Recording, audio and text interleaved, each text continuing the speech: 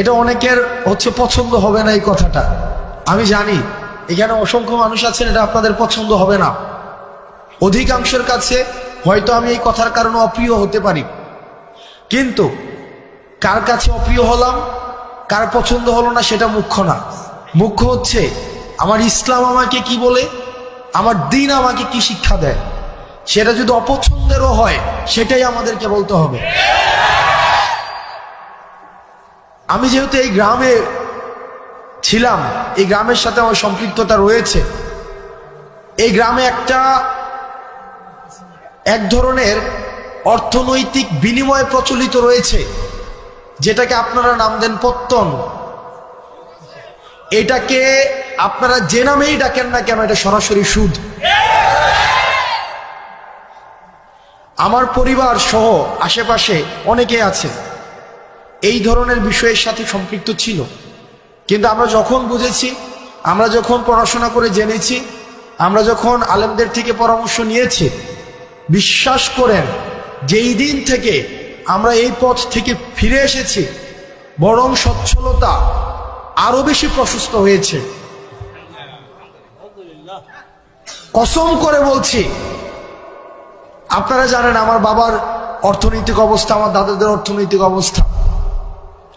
যেই দিন থেকে এই জায়গা থেকে আমরা ফিরে এসেছি, আমাদের অর্থনৈতিক যে সচ্ছলতা, আমাদের নিয়ামত সৃষ্টিকর্তা আমাদেরকে যেভাবে দিচ্ছেন, আমরা প্রতিনিয়ত আল্লাহর কাছে অকৃত্রিম কৃতজ্ঞতা প্রকাশ করি।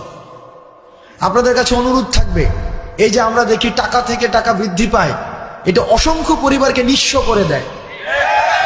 আমি নিজে দেখেছি, আমার বাড়ির মধ্যে এইসব বিষয় মেল হয়েছে, ছোটবেলায় আমি দেখেছি, বা আমি দেবিদ্বার থেকে আসতাম যখন দেখতাম।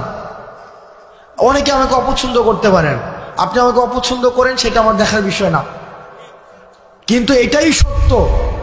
এখানে সবাইও যদি অপছন্দ করেন, এটাই সত্য। এবং সুদের বিরুদ্ধে আমাদের একটা সামাজিকভাবে এটাকে প্রতিরোধ করতে হবে। আমরা আল্লাহর আইন চাই, সুদ মুক্ত সমাজ চাই। আল্লাহর আইন চাই, সুদ মুক্ত সমাজ চাই। আল্লাহর আইন চাই।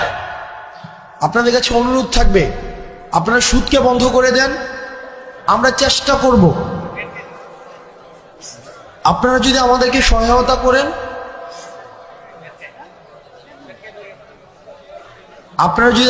সহায়তা করেন, আমরা আমার জায়গা থেকে চেষ্টা করব সামাজিক যেই ঋণকে সহজলভ্য করা,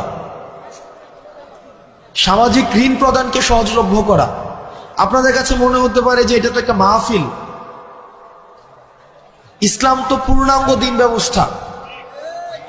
ইসলাম আমার দুনিয়া নিয়েও কথা বলে, দুনিয়া পরবর্তী বিষয় নিয়েও কথা বলে। আমাদের দুইটারই সমন্বয় ঘটাতে হবে। আমি আমার ক্ষুদ্র জ্ঞানে, আমি যেহেতু সামাজিক সমস্যাগুলো আমার কাছে মানুষ নিয়ে আসে, আমার যেহেতু দৃষ্টিগোচর হয়, সেজন্য আজকে আপনারা শপথ করেন, যার এই ধরনের টাকা বিনিয়োগ রয়েছে পত্তন নামে, সুদ নামে, সেটা আর খাবেন না। আমরা ঋণকে সহজ করে দিব। আমিও বুঝতেছি যে আপনারা অনেকক্ষণ ধরে অপেক্ষা করছেন, যে আপনাদের যার বক্তব্য শোনার জন্য আসছেন, রফিকুল ইসলাম মাদানী সাহেব, উনি এই যে আপনাদের পিছনের বিল্ডিংটায় আছেন, মানে এই যে আপনার পিছনের বিল্ডিংটা, একটা মানুষ 8 ঘন্টা জার্নি করে আসছেন, 8 ঘন্টা, তো ওনার কিছু জরুরত হইতে পারে, তো উনি আবার বক্তব্য দিবেন। উনি 3.5 ঘন্টা কথা বলেছেন, 3.5 ঘন্টা, যেটা আসলে আল্লাহ ওনাকে রহমত এবং বরকত দিন। এই যে মসজিদটা আমাদের, যেটা 4 বছর হয়েছে মসজিদটা, এই মসজিদে গত 2 দিন আগে আমাদের এই উপজেলার জন্য 5 কোটি টাকা বিশেষ বরাদ্দ দেওয়া হয়েছে। তো ইউনু মহোদয়ের সাথে কথা বলে, এবং দেবিদ্বার উন্নয়ন ফোরাম নামে আমাদের একটি সংগঠন রয়েছে, আমরা এই দুইটার সমন্বয়ে বাকি যে কাজটা রয়েছে, এই বিষয়টা সুসম্পন্ন করার ক্ষেত্রে আমি আমার জায়গা থেকে সর্বোচ্চ সহযোগিতা করব। আলহামদুলিল্লাহ। বাকি যে কাজটা রয়েছে, আমরা প্রত্যাশা করি খুব দ্রুততম সময়ের মধ্যে ইনশাআল্লাহ আমরা এই কাজটাকে শেষ করতে পারব। আর আপনারা এখানে যারা আছেন অধিকাংশ মানুষ হচ্ছেন আমাদের আশেপাশের গ্রামের, কেউ হচ্ছেন আমার বাবার বয়সের, কেউ আমার বাবার সাথে চলাফেরা করেছেন, আমাদের চাচাদের সাথে চলাফেরা করেছেন, কেউ আমার দাদার বয়সের, আসছি আজকে অনেকে আমার দাদার কথা বলছিলেন। এই গ্রামের সবাই আত্মীয়, কোনো না কোনোভাবে সবাই আত্মীয়। রফিকুল ইসলাম মাদানী সাহেব উনি আসছেন। আমি আপনাদের কাছে দুইটা জিনিস অনুরোধ করব আপনাদের কাছে। এক নম্বর বিষয় হচ্ছে, আমি যেহেতু এখানে আমার জন্ম এই গ্রামে, আমি এই গ্রামে মাঝে মাঝে, যদিও আমি দেবিদ্বারে বড় হয়েছি, ক্লাস 2তে আমি বাসায় দেবিদ্বারে চলে যাই, কিন্তু দুঃখজনক বিষয় একটা এই গ্রাম সম্পর্কে বা আশেপাশের গ্রাম সম্পর্কে, সেটা হচ্ছে যে আমরা পড়াশোনার ক্ষেত্রে আমরা এই গ্রামের মানুষ বা আশেপাশের কয়েকটা মানুষ অনেক বেশি পিছিয়ে আছি, অনেক বেশি। সেটা হতে পারে কয়েকটা কারণে। এক নম্বর কারণ হচ্ছে যে এই এলাকা থেকে বিদেশে যাওয়ার সহজলভ্যতাটা অনেক বেশি। এটা ইতিবাচক যে মানুষ কর্মসংস্থানের জন্য মধ্যপ্রাচ্যে যাচ্ছে। আমার বাবা গিয়েছেন, এবং এখানে যারা আছেন আমাদের এই যে আমরা অর্থনৈতিকভাবে তুলনামূলকভাবে অন্যান্য এলাকা থেকে আমরা স্বাবলম্বী, এটা ঠিক, কিন্তু শিক্ষার ক্ষেত্রে আমরা অনেক বেশি পিছিয়ে আছি। আমি কিছুদিন আগে শুনেছি যে আমার যে স্কুলটা রয়েছে হাই স্কুল, সেখানে পাশের হার এটা অপ্রত্যাশিতভাবে কম।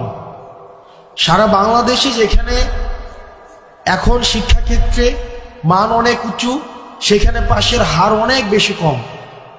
আমাদের গোপালনগরে আরেকটা মাদ্রাসা আছে, সেখানেও অপ্রত্যাশিতভাবে পড়াশোনার মান খুব বেশি উন্নত নয়। তো আমাদেরকে দ্বীনি শিক্ষা এবং প্রচলিত যে শিক্ষা ব্যবস্থা রয়েছে, এই দুইটার মধ্য দিয়ে আমাদের নিজেদেরকে নাগরিক হিসাবে তুলে ধরতে হবে। সেই জায়গা থেকে আপনাদের কাছে অনুরোধ থাকবে, পড়াশোনার ক্ষেত্রে আপনারা যদি আপনাদের সন্তান, আপনি নিজে, আপনার ভাই বোন বা অন্যান্য কোনোভাবে যদি আপনারা মনে করে থাকেন কোনো সীমাবদ্ধতা রয়েছে, কোনো প্রতিবন্ধকতা রয়েছে, ইনশাআল্লাহ আপনারা আমাদেরকে জানাবেন। এই গ্রামে অসংখ্য মানুষ আছে, অন্তত 5টা শিক্ষার্থীকে অর্থনৈতিকভাবে আজীবন পড়ানোর ক্ষমতা সম্পন্ন মানুষ আছে। আমি অন্তত আপনারা আমাকে জানাবেন যে আমার ছেলেটা পড়তে চায়, আমার ভাতিজাটা পড়তে চায়, সে আমার বোনটা পড়তে চায়, আমার নাতিটা পড়তে চায়, কিন্তু আমরা অর্থনৈতিক সীমাবদ্ধতা বা পারিপার্শ্বিক সামাজিক প্রতিবন্ধকতার কারণে আমরা সেটা পারছি না। আপনারা আমাদেরকে জানাবেন, আমরা সেটার যথাযথভাবে, আমরা সমন্বিতভাবে, যারা আছেন এখানে, আমাদের সোহাগ কাকা আছেন, এখানে অসংখ্য মানুষ আছেন, এই নাম মেনশন করলে আমার অনেক, এটা লিস্ট হয়ে যাবে, আমি নাম মেনশন করতে চাচ্ছি না। আমরা সহায়তা করবো ইনশাআল্লাহুল আজিজ। কখনোই যেন আপনাদের আর্থিক কারণে পড়াশোনা যেন না থেমে যায়।